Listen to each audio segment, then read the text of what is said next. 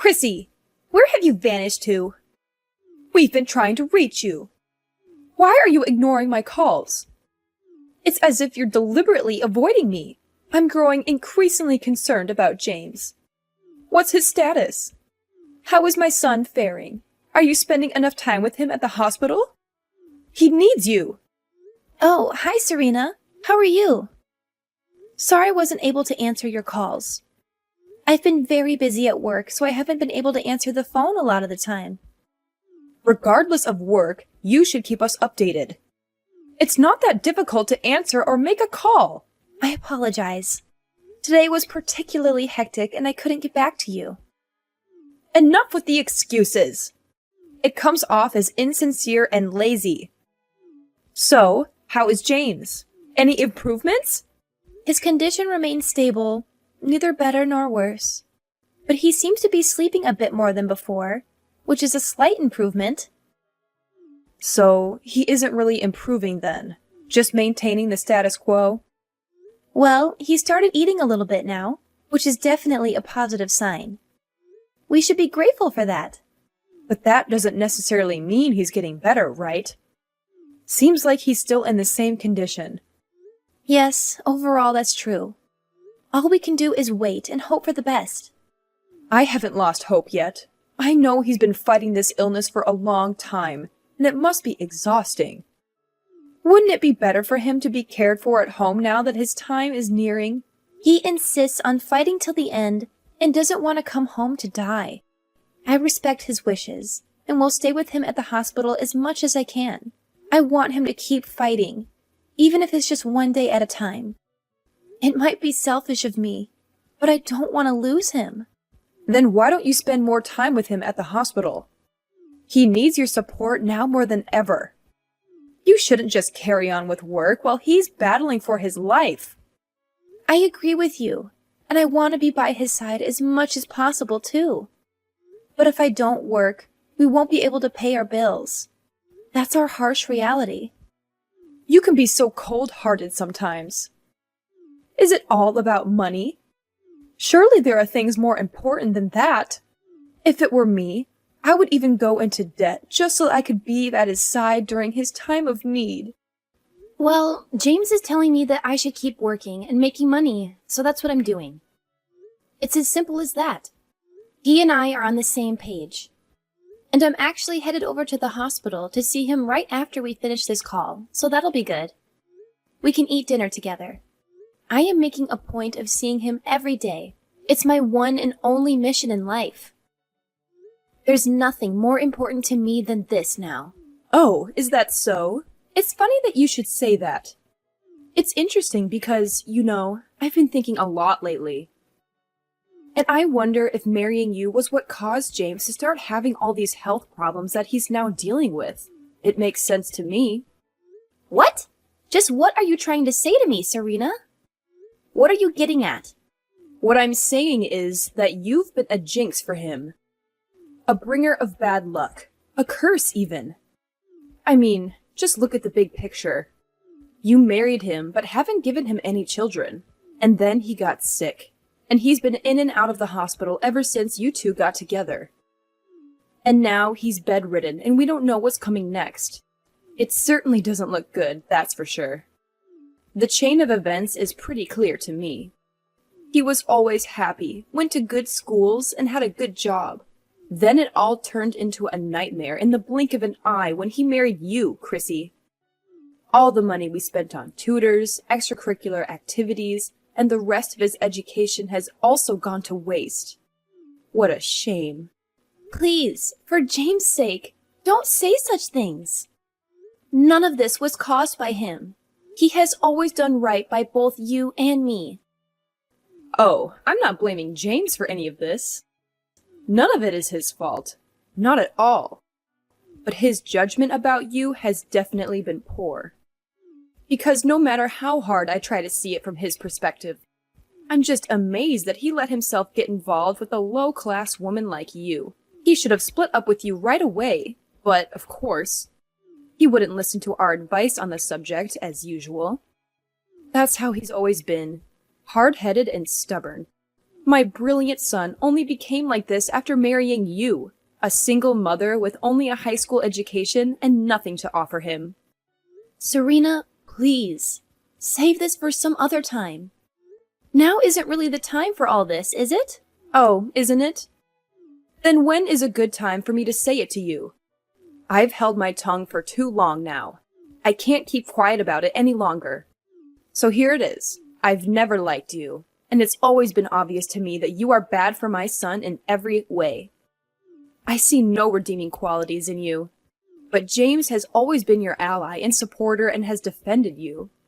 But then he got sick and couldn't take care of you anymore. That's why I'm saying all of this to you now. The time has come. Serena, I am sorry I haven't been the daughter-in-law that you wanted me to be. I really am. However, I fully intend to be the best wife and caregiver to him that I can be, and to take better care of him than anyone else can. Like I said, it's my one and only mission in life now. So I will continue to love and support him with my full effort and devotion. Just as I have been doing throughout this whole ordeal. You can count on that. You'd better. It'll be a real problem for everyone if you dump him now, after he's gotten sick and can't do anything useful. That would be a disaster for everyone involved. After all, who would look after him then? Us? We certainly couldn't take care of him the way that he needs to be cared for now. Look, just do what you're supposed to do as his wife, and then leave us alone, okay? Don't forget that he's counting on you, and so are we. Just give us regular updates on his condition and let us know if anything changes. It's your responsibility. It's all on you. Okay, I understand, and we'll keep taking care of him as I have been. By the way, are you and Maverick not going to visit him in the hospital? At all? You still haven't been to see him, and he's wondering why. About that. No, we won't be going yet, and that's because we're old and we need to be careful not to get sick. Who knows what kind of germs we might catch if we go and hang around a place with that many sick people in it? That's just asking for a case of the flu, COVID, or who knows what. Plus, if we got sick, that would just be one more thing for James to worry about, wouldn't it? That won't do. Not at all. It's best not to take that risk. So no, we won't be visiting him at the hospital, out of an abundance of caution. That's actually another good reason to bring him home, by the way. Oh, I see. I guess that makes sense. It'll be hard to explain to him, though. But we're obviously thinking of him all the time. I mean, always. Always sending our thoughts and prayers. And it's precisely because we can't go visit him that we're in touch with you like this, too. Your role in all this is crucial now. So you better be sure to tell him that we're thinking of him, okay? Don't forget. Of course. I don't mind doing that for you and for him, but, you know, James is still able to use his phone. So wouldn't it be better if you and Maverick called him and told him that yourselves? I'm sure he'd love to hear from you. It would make his day. No, thank you. Talking to our child whose life is hanging by a thread? I just can't. That's too much for us to handle. Too much for us to bear. We're too old and fragile for that. I'm afraid it might cause Maverick to have a panic attack or worse. Can you please think a little more of how that would make us feel? Try to see it from our perspective for a change. This is why inconsiderate people are such a problem. They never think about others' feelings. I mean, good grief. Oh, okay. Well, I apologize then. Oh, we're almost at the bus stop for the hospital. I have to go now. Have a good night, Serena. You'd better take good care of our boy. He's the only son we've got. That's pretty much all that you're good for, so don't screw it up. Serena, can we talk for a moment? What is it, Chrissy? I'm just about to indulge in a relaxing bath. It's about James. His condition has taken a turn for the worse. The doctor suggested we start preparing for the worst. I think we should heed his advice. What? What happened? His condition has suddenly deteriorated. They managed to stabilize him this time, but they warned that next time could be more serious and he might not pull through. Why are we hearing about this just now? Too busy to call us again? I thought we agreed you'd keep us updated. I did call. I left a message. Didn't you check it? Please, check your missed calls. I kept my promise. Oh, you did call. I apologize. We were out and I missed your call. So when are you planning to visit your son? He needs your support now more than ever. He's been asking about you. Let me think. But he's stable now, right? Yes, he's stable for now, but last night was tough. We don't know what the future holds. His condition is precarious. I strongly suggest that you and Maverick visit him as soon as possible. It would mean the world to him. All right. We'll definitely come if his condition worsens. Just keep us posted. So you're not visiting him today? Seriously? Not today. You'll let us know if anything changes, right? But if we wait until then, he might pass away without seeing you. If it's meant to be, it will be. Let's hope it doesn't come to that. He has you by his side, right? That's what matters most. Tell him we'll visit soon. That should comfort him. Okay, I'll tell him, but... Good. Now, if you'll excuse me, my bath awaits. Keep us informed if there are any updates. Chrissy, come back here! Where do you think you're going?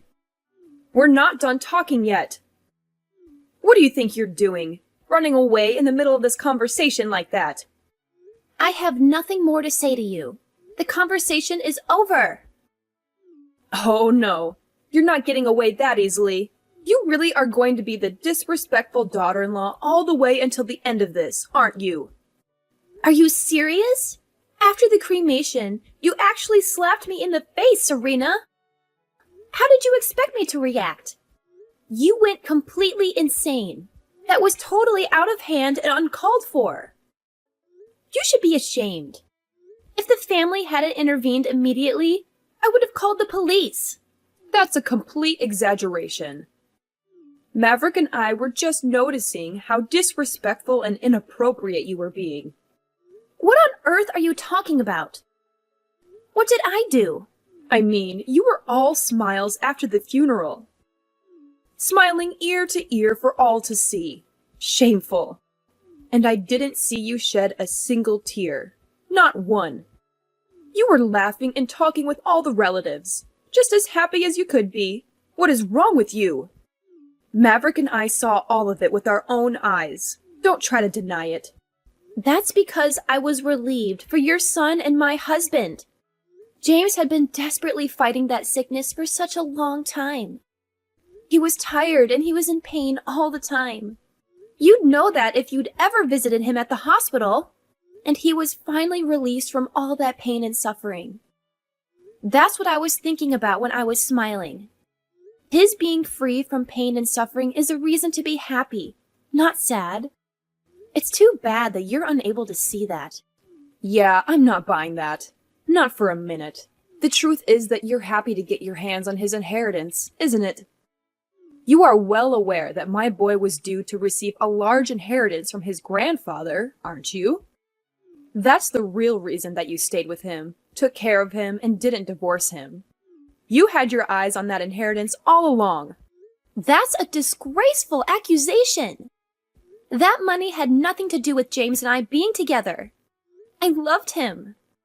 Yes, well, the words of an uneducated single mother simply cannot be trusted.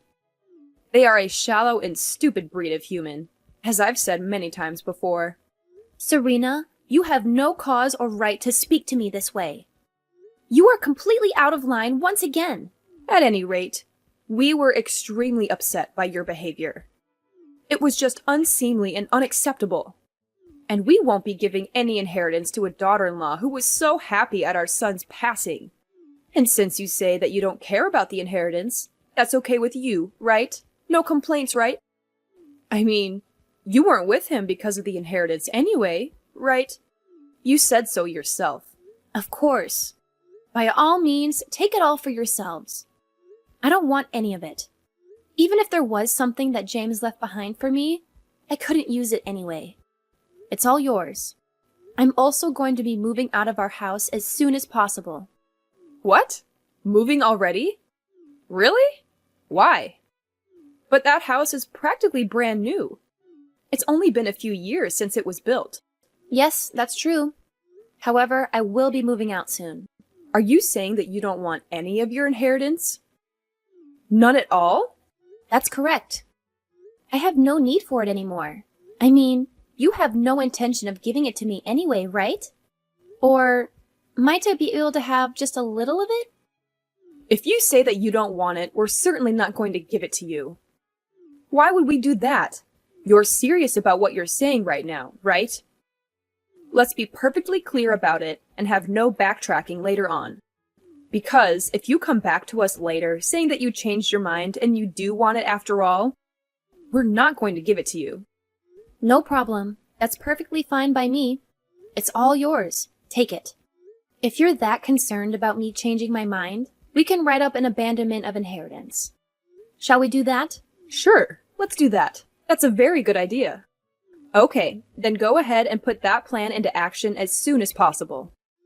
All right. I do have one thing to ask in return, although it's not a precondition or anything like that. Oh, do you? What now? What else do you want? I'm not entertaining any unreasonable requests from you. Keep it within reason. All I want is your promise that you won't bother me anymore ever again after we do this. That's what I want, and I also want to keep James's remains. I will decide on the burial place before the mourning period ends. Is that it? That's everything? Nothing more than that? In that case, we're more than happy to oblige your request. We have no intention of ever getting involved with you again, either. Understood. Fair enough, then.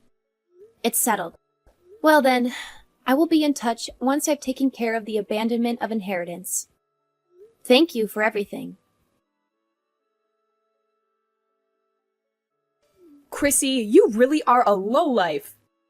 Is there nothing that you won't stoop to? Where in the world are you hiding out? Come back to the house right now. Sorry, but that's not possible at this time. I've moved out already, and I am in my new place. Yeah, it must be somewhere nearby, though. Where is it?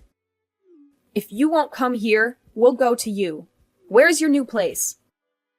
Give us the address right now. No, I won't be doing that. You agreed to cut all contact with me. Remember? Don't forget our agreement. But you're the one who didn't hold up your end of the bargain. Why is James's inheritance nothing but debt? We're really screwed. This is untenable. Where's all his inheritance money from his grandfather? Where did it all go? Oh, that? I donated all the money to a worthy charity before James passed away. James wanted it that way. What? What are you saying? As you know, James was suffering from an incurable disease, and it seemed that he wanted that money to be used to help others who are suffering from similar afflictions. What are you talking about? You donated all of it? All of it? There was over $200,000 there. Not to mention the mortgage on the house isn't even paid off yet. When we bought the house, we still hadn't gotten any money from his grandpa. And James was still healthy and working back then, so... But usually, that kind of loan is supposed to be paid off when you know that the borrower doesn't have long to live. Why hasn't it been? We were able to pay the mortgage with just my salary. So that's the way that we left it. That's just what I'm saying. That's not how it's supposed to be done. Leaving debt unpaid when you know that money is coming in is just... Why would you do that? And on top of that, he's got unpaid credit card debt as well. All there is debt. Nothing but debt. What can I say? He was bored in the hospital, so he was doing a lot of therapeutic shopping. It made him happy. You're the wife, and you should have been paying for that. Hey, I had already signed off on my abandonment of inheritance, you know? And as for the credit card, James said that he got it back when he was in college, and that Maverick is a guarantor for it. So now you're responsible for that too. Just what in the world are you trying to do to us? Are you saying that James never had any intention of giving us any of his inheritance? Yes. Sorry to say it, but that is pretty much what it looks like to me. And that is also what he wrote in a letter to me, and asked me not to read it until after he was gone. So yes, we can safely assume that he had no intention of giving you anything. And you abandoned your inheritance, knowing about all this beforehand? Of course. After all, it was my husband's final wish, and I intended to honor it. It was my duty to honor it, in fact. What are you saying? I don't understand. Why has he been so cruel to us? We raised him from the time he was a baby. This is horrible. Cruel. That's not the kind of boy I raised. Yeah, I'm pretty sure that he was thinking the same thing about you and Maverick, Serena. I mean, you didn't even go to visit him in the hospital when he was dying. So that's why he left you nothing but debt. What goes around comes around. What? What did he say that we did to him? He told me that you didn't care about him. Always ignored him and made him do only what you wanted him to do, not what he wanted. And he didn't like the way that you bullied me, his loving wife. Once again, what goes around comes around. So, when James finally got his hands on Grandpa's money, he decided to spend it with joyful abandon. And that's just what he did. And, after he got sick, he told me that he believed that you and Maverick were just waiting for him to die. I think that he probably wanted to get back at you for never even once visiting him while he was in the hospital. I can't really say that I blame him. We were thinking of him and worrying about him in our own way. He should have known that. Were you really? Honestly? After he got sick, didn't you say that raising him had been a waste of time and money? No! That's not true. Well, if you didn't like this inheritance situation, you can always just declare a personal bankruptcy. That's certainly one option. Personal bankruptcy? You must be joking. No thanks.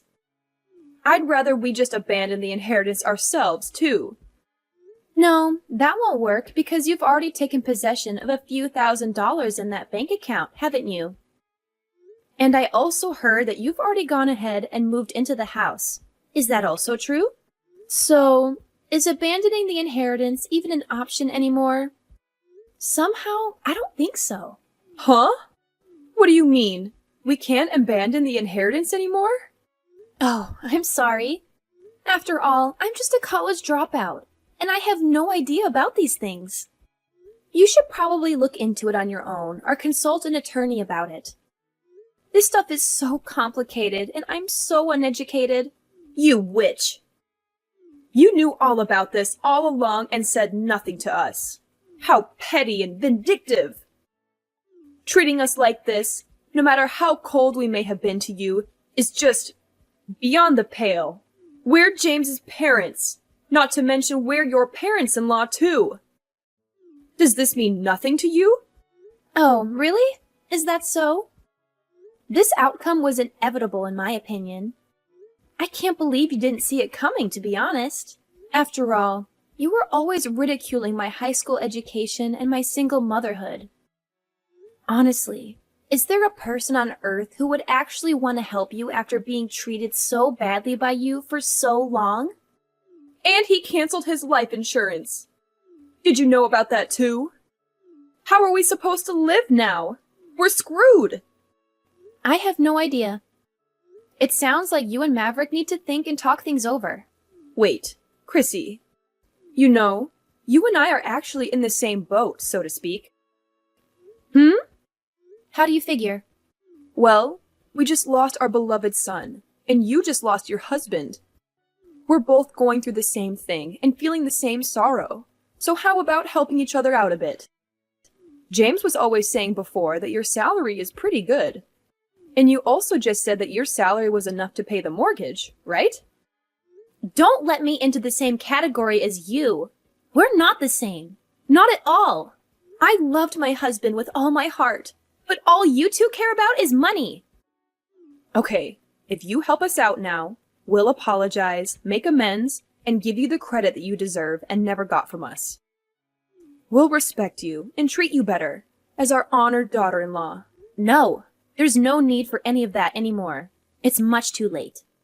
The love of my life is at peace with the angels now. And it's really ridiculous for you to be asking anything of me at this point. James is probably laughing his head off watching all this from up there. Please don't say that. It's just cruel. Please come back and live in the house that you built. Then we can all live together. I mean, isn't it tough being all by yourself? Sure, it's tough being alone, but living with the two of you would be 1,000 times tougher. Don't you feel any obligation or connection to us anymore?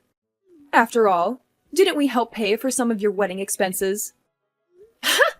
You said that you would help out, but in the end, we never got a dime from you. What? Really? Was that how it happened? I don't remember that. Okay, then I'll do all the household chores and take care of everything for you, Chrissy. How about that? No, I'm perfectly capable of doing all that stuff by myself, so no, thank you. And besides, I have somewhere to be, so you'll have to excuse me now. And just where is it that you have to be? Maybe you're going to visit James's grave? No, I have to be at the police station. Why do you have to go to the police station? Because you slapped me, remember? I need to go file a police report about it. It was assault, plain and simple. What? You're doing that now, after all this time has passed? Well, it's up to me when I decide to report it.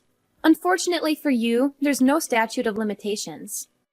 And it looks like a family member is willing to be a witness for me too, so... Wait just a minute. Chrissy, please, please forgive us. No, I most certainly will not forgive you. I fully intend to repay you for the horrible way that you've always treated me. It's only fair, after all. After that, Serena begged me to drop the police report.